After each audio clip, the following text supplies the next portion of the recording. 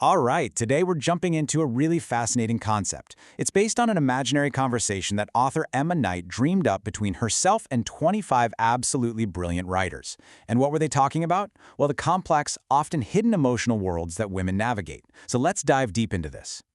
Everything really kicks off with this one powerful image. For Emma Knight, the octopus wasn't just some creature from the deep. No, it was a symbol. A symbol for transformation, for secrets, and for identity. It stands for all those internal journeys that shape us from the inside out, often in ways that are just beyond what we can put into words. And why an octopus? Well, think about it. It's this soft-bodied animal that's incredibly smart, can literally change its color and texture to blend into any environment, and it often lives alone. For Knight, this was the perfect metaphor for how so many women have to adapt, conceal their true depths, and navigate their own, often solitary path.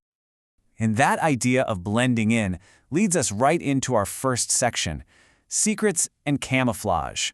We're going to explore how that incredible ability of the octopus to just disappear connects to the way women's inner lives are so often kept hidden from view. This is such a big question, and it's one these writers really tackle head-on.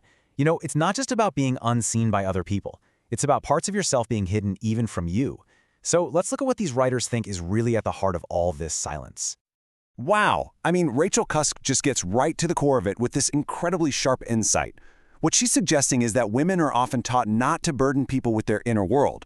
This self-erasure, this act of making yourself smaller and quieter, it gets praised. It's seen as being graceful or polite. And then Tara Westover comes in and adds another really important layer, connecting this whole idea of invisibility to family. Secrets are kept to protect a certain story, a family myth. But the price for that is huge. It can fracture your identity, make you doubt your own reality. For her, writing became this powerful act of reclaiming her own story from that silence.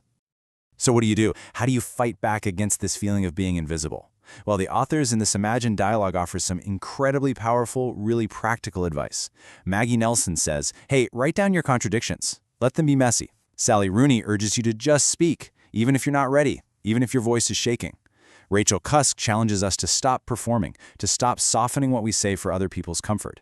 And Chimamanda Ngozi Adichie reminds us just how powerful it is to name what you feel over and over again.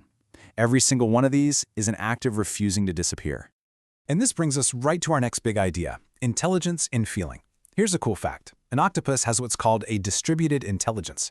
Most of its neurons are actually in its arms, not its head. And this is just a brilliant way to illustrate the idea that wisdom isn't just in your brain, it's in your body, it's in your emotions. We're so often taught to value logic over emotion, but the writers in this conversation, they see it completely differently. For them, pure rationality often just serves the existing power structures, while emotion is what disrupts them. Logic might show you a map of what's possible, but it's your emotion that's the compass that tells you what actually matters. And this right here is the heart of it. Brené Brown just completely reframes what emotional intelligence is. It's not messy, it's not weak. The real strength, the real mastery, is being able to sit with discomfort, with grief or fear or total uncertainty and not shut down. That right there is a superpower. Which of course leads us straight into our third section, the messy transformation. Just like that fluid, shape-shifting octopus, personal change is almost never a clean, straight line. It's chaotic, it's confusing, and it's profound. We all kind of love the idea of transformation, right? The butterfly coming out of the chrysalis. But what does it actually feel like when you're in the thick of it? The answers from these writers are incredibly raw and honest. Lydia Yuknovich holds absolutely nothing back. To her, it is not a pretty little makeover. It's a painful, visceral undoing.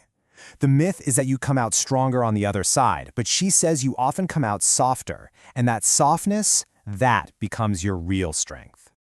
And then Elizabeth Gilbert offers another way of looking at it. Transformation isn't something you can control or schedule. It's an act of surrender. It starts in that moment that's both terrifying and somehow sacred, the moment you just admit you don't know who you are anymore. This distinction they draw is so crucial, the difference between just surviving and truly becoming. Cheryl Strayed says survival taught her how to disappear, but becoming taught her how to stand. And Jeanette Winterson adds that survival is silence, but becoming is loud. It insists, it demands to be heard. And In what might be one of the most powerful moments of the whole conversation, the writers offer a piece of truth to their younger selves. And Cheryl Strayed's advice is just unforgettable. She says, "All those things you hide in shame, one day, they will be the very source of your greatest strength and your ability to help heal others." So this whole journey of transformation brings us to our final section, belonging to yourself. Remember how the octopus is a solitary creature? Well, Knight uses that as a metaphor for what might be the ultimate goal, finding a home not in a place, not with a person, but inside yourself. So what is belonging really?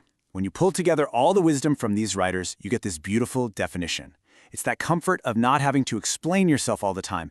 It's the right to be complex and contradictory, and it's the deep, deep safety of being fully seen for exactly who you are.